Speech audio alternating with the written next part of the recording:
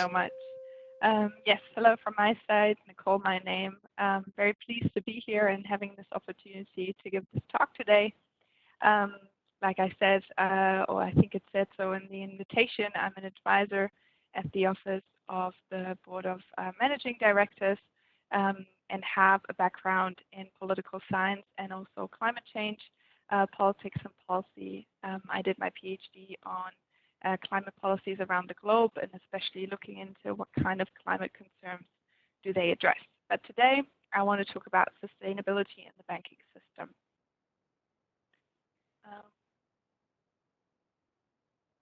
And yeah, okay, perfect. So I think I don't, tell you anything new if I say that sustainability has really become the sort of mega trend in banking. I think if we look back perhaps 10 years ago or so, it was really much more of a niche topic. But in the last couple of years, it has really gained a lot of traction. We have seen perhaps, the announcement of Larry Fink earlier this year when he talked about this fundamental reshaping of finance. We have seen also conventional credit rating agencies such as S&P and Moody's really join in on the battle for ESG data and acquiring sustainability rating agencies. And even in light of the coronavirus unfolding at the moment, there's been a lot of talk about, the importance of integrating non-financial risks.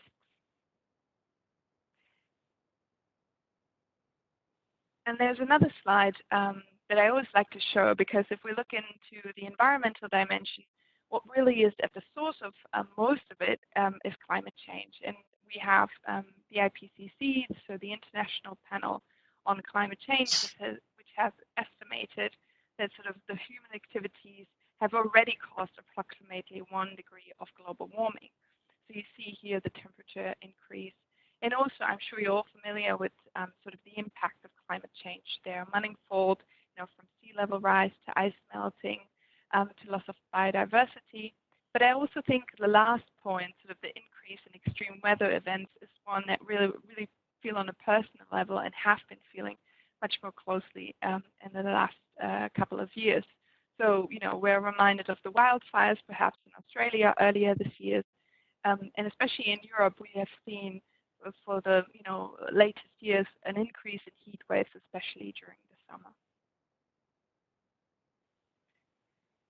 And I think even though that sustainability is not a new topic as such, it's been around for a couple of decades, but it has been really sort of gained traction in the last 5 years, because politicians have understood that sustainability is really in need of this sort of coordinated global approach. And they have also realized that the activities need to be really achieved on all different levels, so the local level, the national level, the EU level, but of course also at the international level. And at the international level in 2015, there have been really 2 key events which sort of have informed a lot of the following activities in the years to come. So that is, on the one hand, the UN Summit for Sustainable Development in New York, where we adopted the 17 Sustainability Development Goals, so the SDGs, and then of course the Paris Agreement and the aim to keep global temperature increase to well below 2 degrees.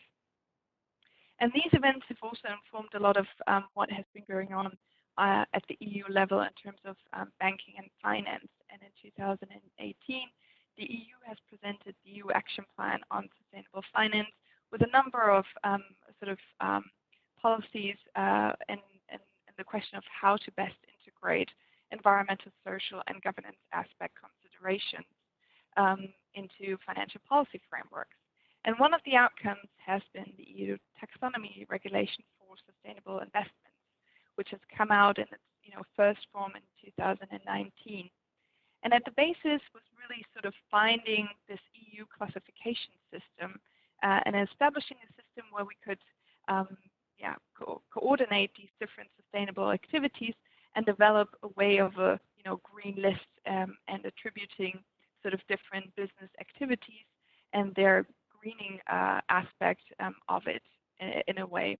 So there are 6 different goals that the EU has set itself in the context of the EU taxonomy. The first 2 being climate change mitigation and climate change adaptation. And for these first two goals, the EU has sort of established this classification system, and there are four more that it will do so over the course of the next few years, and particularly in next year.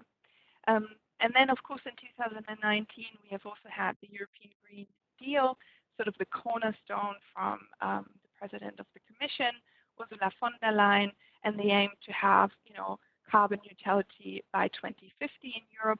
But also at the same time, we've seen a lot of work coming out at the national level, for instance, in Germany. That would be sort of the Federal Financial Supervisory Authority, BaFin, which has talked about sustainability risks in a guidance note published last year.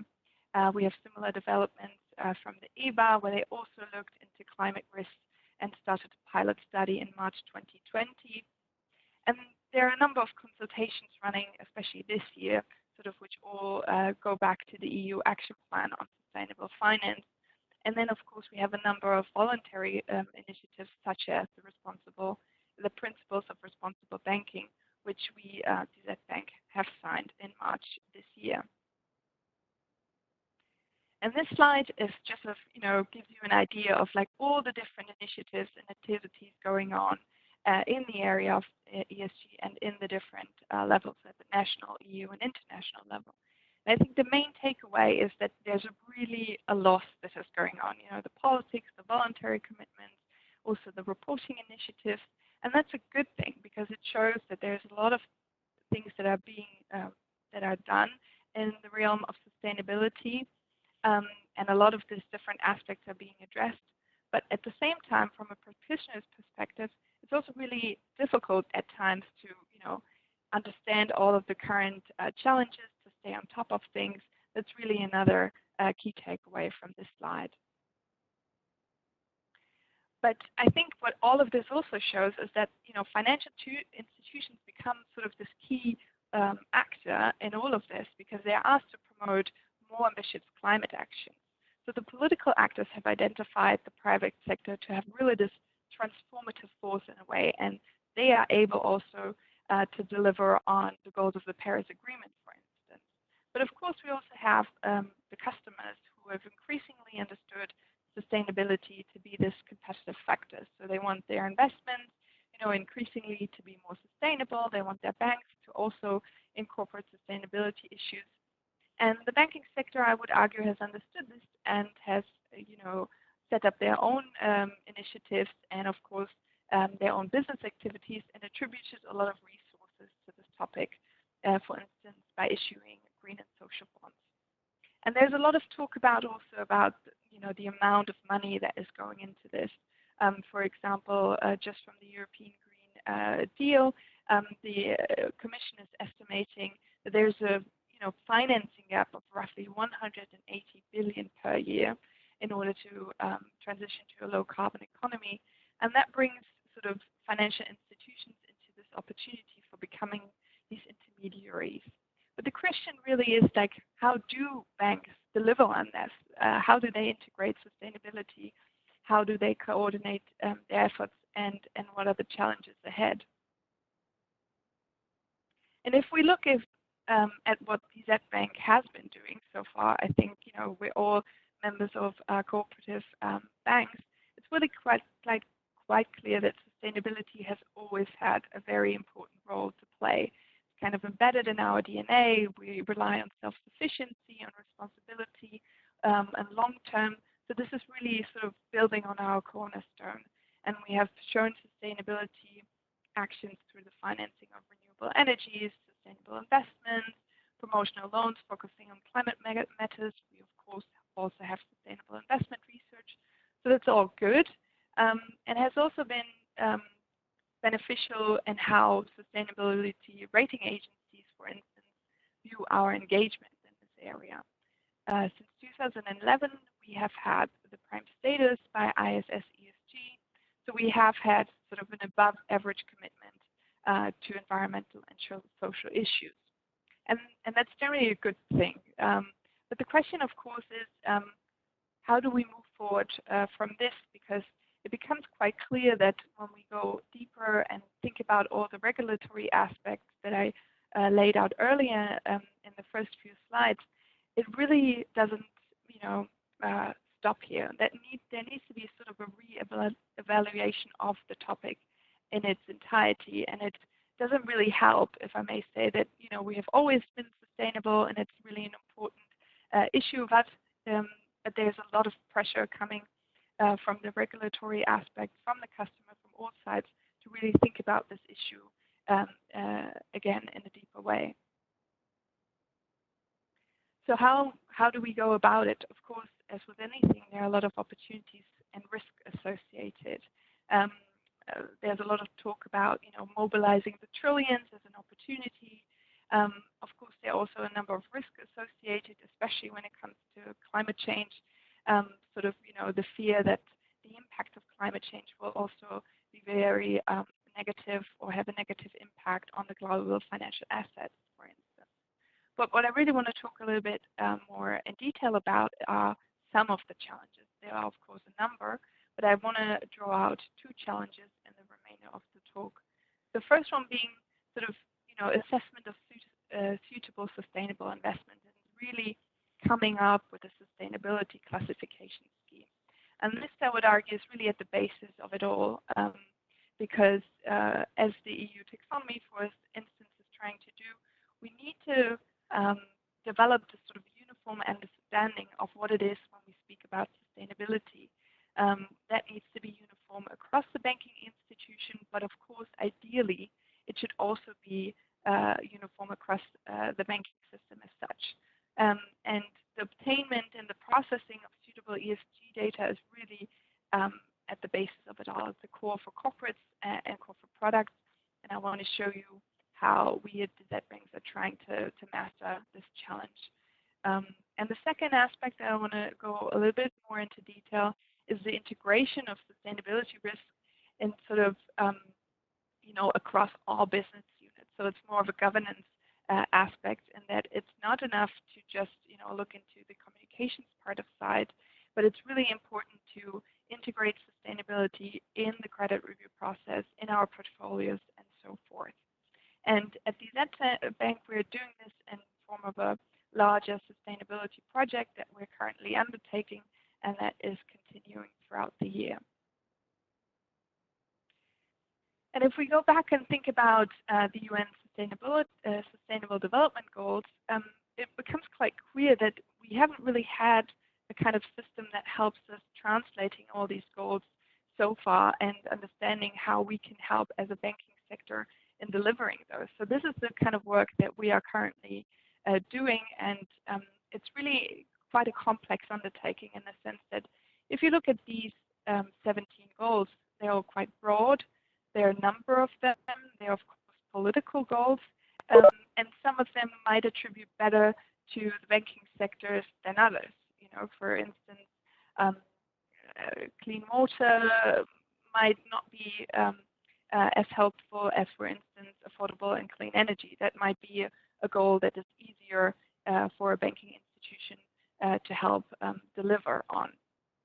And what also the EU taxonomy is doing at the moment is trying to really develop a system where we have this set of goals, and then underlying we have a number of different criteria that are being developed that help classify certain banking activities and help understand how much of it is helping to achieve, the UN Sustainable Development Goals, the EU taxonomy goals, and so forth. So that's sort of the starting point. And if we go further and look, for example, at this is an example of a credit portfolio of us where we started to sort of implement this sort of translating exercise, and it shows a credit portfolio of corporate customers. So it's a small snapshot of us, and the way we did it is we used the so-called NACI codes. It's a EU classification system that classifies different activities and different corporate activities into different sectors and different NACI codes.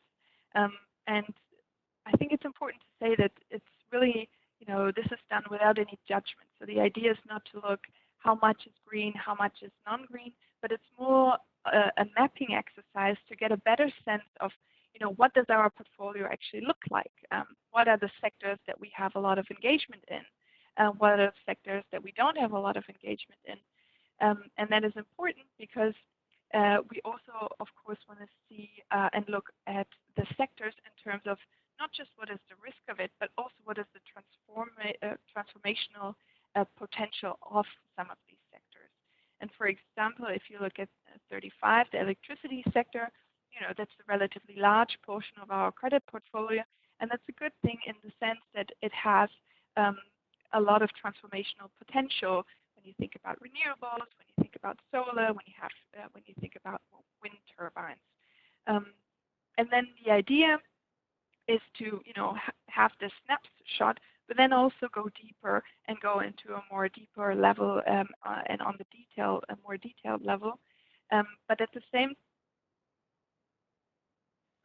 same time, I think it's also important that the idea is not to look into these activities and think about a way to how can we make them all green.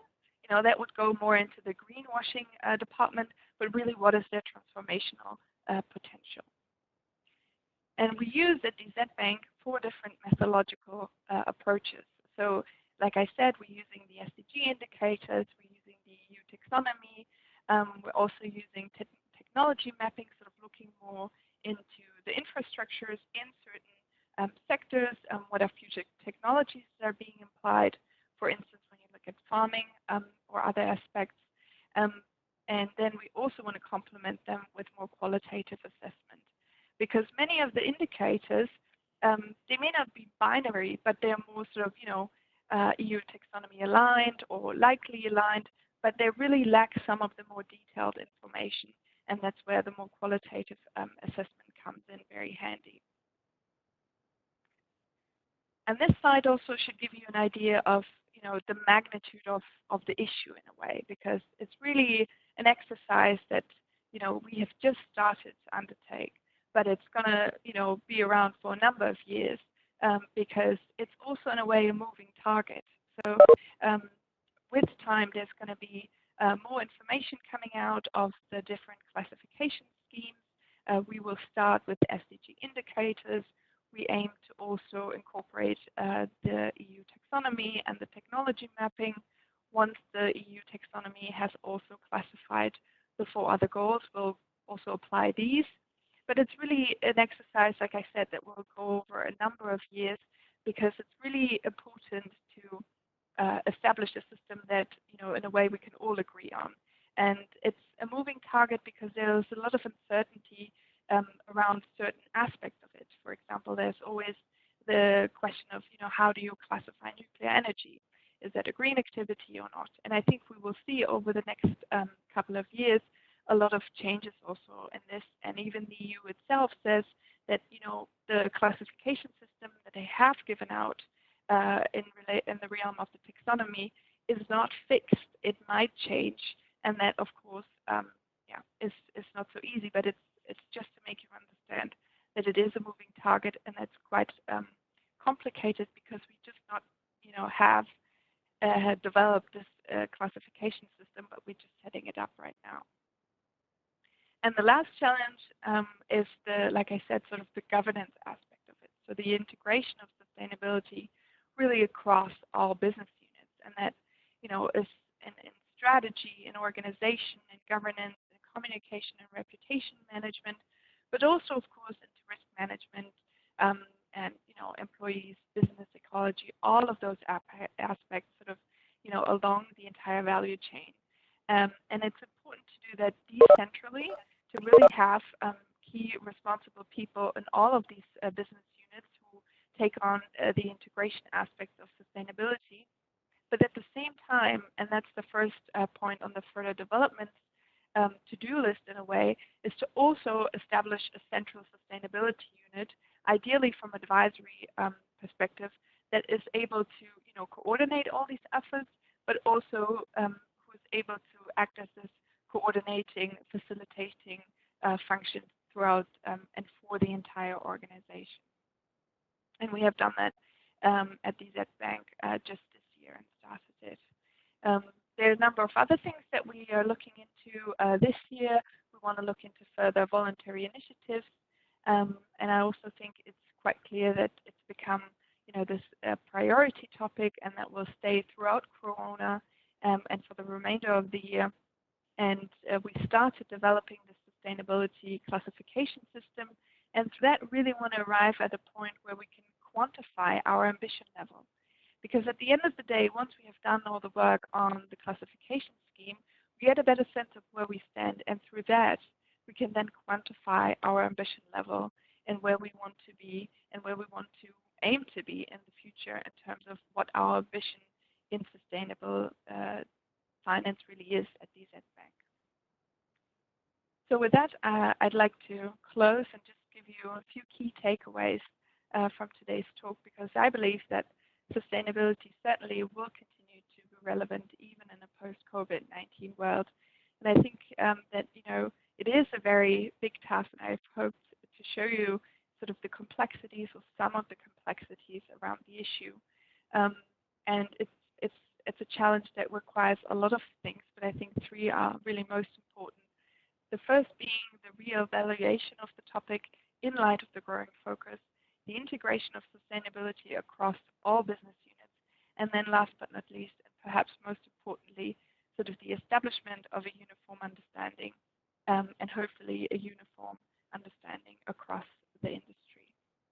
So with that, I'd like to close. Thank you very much for listening. Please shoot away all the questions you might have, and I also prepared a discussion question that we can talk about in the remainder of the SPARK session. So thank you very much. Thanks a lot, Nicole, for this presentation. Very clear. I think it was difficult to compress all this amount of information in just a few slides, so that was already a big challenge.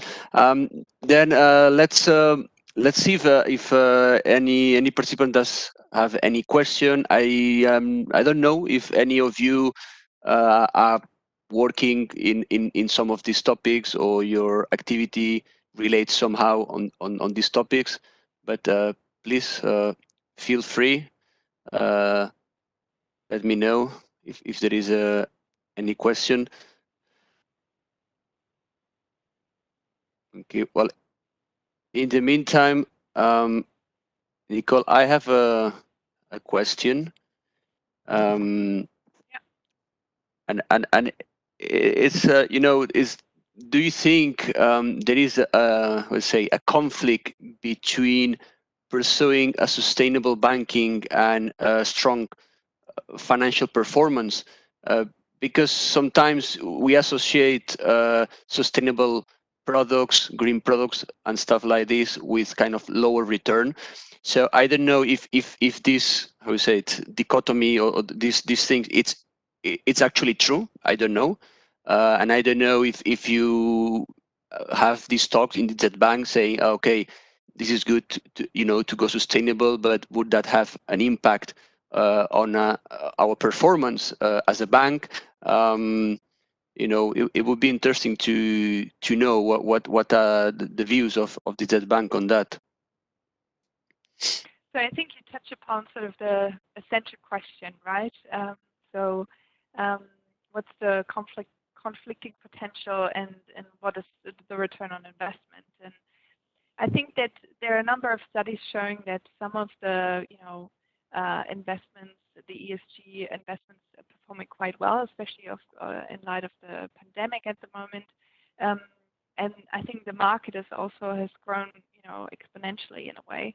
So I think some of the numbers certainly benefit the view that it's not necessarily a conflict, and also it's kind of the data is there to support that green products, so to speak, perform well. But I think at the end of the day, our intention is not to become the leader in sustainable banking and to just have our entire portfolio mapped in a way that it becomes entirely green. I think that's also what I try to show. It's not the issue, and it's also not the aim, but it goes a bit deeper in that we also often don't understand, what are the key challenges, because it's really a huge transformative exercise that we face. And I think once we've done the work and sort of getting suitable data, because most of it is very heterogeneous and not that good.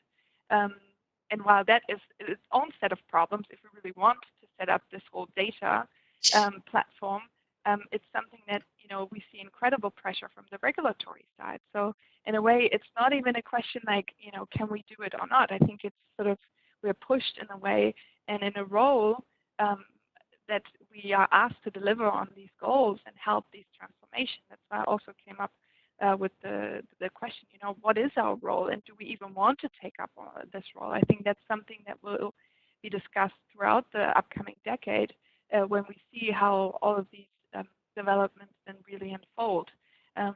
But I don't think there's a definite answer at this point yet to this question. Yeah. Yes, thanks a lot, Nicole. Yeah, I guess it's tricky, difficult to say. But yeah, you were mentioning also in the presentation that this ESG, implies a big change that affects the entire value chain of financial products, and then. You also mentioned right now that there is a lot of pressure from regulators to move into this sustainable thing, and so I was wondering if do you see a change of customer preference towards sustainability model, or do you think it's purely driven by political decisions? Like you were mentioned before, United Nations, European Commission. Is it like customers I would say really it's more the demanding that? latter. Yeah, I think it's more the latter more than the first. I think it's driven very much by the politics, and I think it will, be interesting to see in the upcoming years whether that will change somehow. So far, we also see a lot of very good communication around the issue. I think what BlackRock came forward with, I mean, it's nice, but they also joined the entire sustainability debate relatively late comparing to other investment companies and asset managers. But there's certainly a sort of a move towards more sustainability because they also get a lot of pressure from the customers. But I don't think, it's fully internalized, and I do think it's right now more sort of from the political side, and the sort of the question like, can you help out in this, and can you become a more active part in this transition, and whether they banks feel like they want to take on this role, I think that's up for discussion. Right. Okay. Cool. Excellent. Thanks, Nicole. Okay. Is there any other question from the members connected?